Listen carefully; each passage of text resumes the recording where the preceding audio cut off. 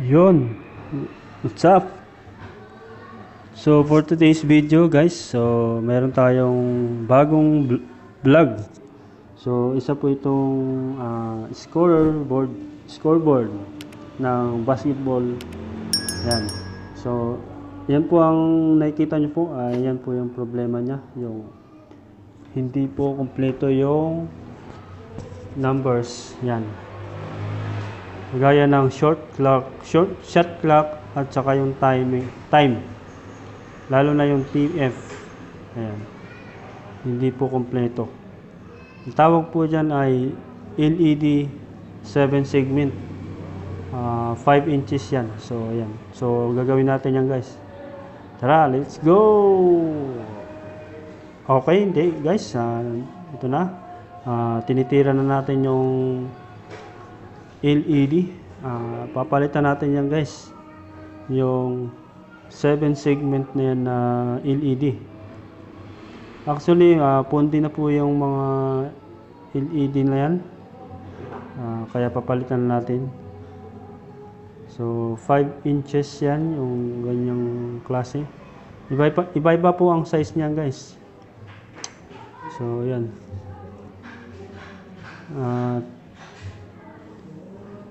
Kailangan matandaan nyo yung pin na tatanggalin nyo bago kayo magtanggal ng 7 segment na LED na digital.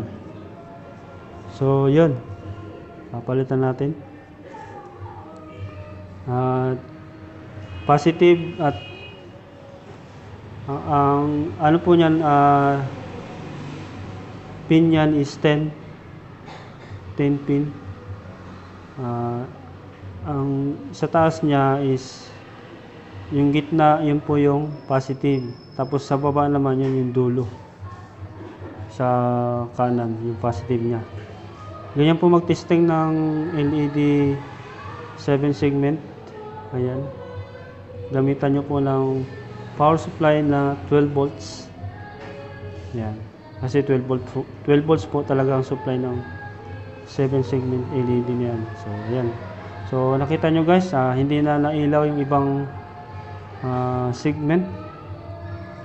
Next, tatanggalin natin yung isa pang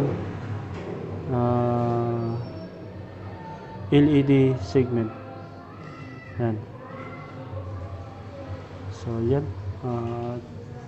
May screw dito sa side, kaya ini-screwan dahil iniwasan na umalog or matanggal dun sa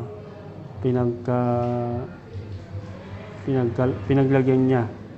Kasi once na matanggal po yan, magkakaroon po ng problema. Maaaring matanggal yung mga hinang or mag-short yung pin. Kaya kailangan naka-screw yan sa pinaka-frame ng segment. Yan, so yan. Itong isa, yan, tatanggalin din natin yan. Para isahang kabit na lang. Yan, kailangan guys, alam nyo yung bawat ano yan, bawat pagkalagay ng mga wirings nyan. Huwag nyong, kailangan matandaan nyo yun guys. Yan kasi yung pinaka supply ng 7 segment na yan. Yun yung function niya. Papunta dun sa control board yan. Yung schematic diagram dun sa ano na yan. Yan. So yan. Bali 10 pin yan. Yung 7 segment po, yun yung supply niya segment. Tapos yung isa, yung sa baba, yun po yung dot ng segment na yan. Kasi meron pong dot yan eh. Bali, pang-walo yung dot. Tapos yung common dyan guys, dalawa. Yung sa taas is yung sa gitna ng pin. Tapos sa baba naman is yung sa kanan, dulo. Yun yung yun sa kanan yung yung positive common niya. So yan guys, kakabit na natin yung kapalit niya. Ayan, kinakabit na natin. So, ang pangit ng ganitong guys, ang pangit lang ng ganitong design na paggawa na itong scoreboard ay dapat na nakadesign ito sa PCB para maganda tignan at malinis at madali siyang tanggalin. Para iwas din na mapalit-palit yung wiring niya. Kaya dapat mas maganda naka PCB siya. Kaya yun. So yun guys. Ito na guys. Ayan na. Tapos na. At natesting na natin. At yan. Kumpleto na yung 7 segment niya. Lahat ng segment kumpleto. Ayan. So yun. Maraming salamat. Sana may natutunan kayo sa aking vlog.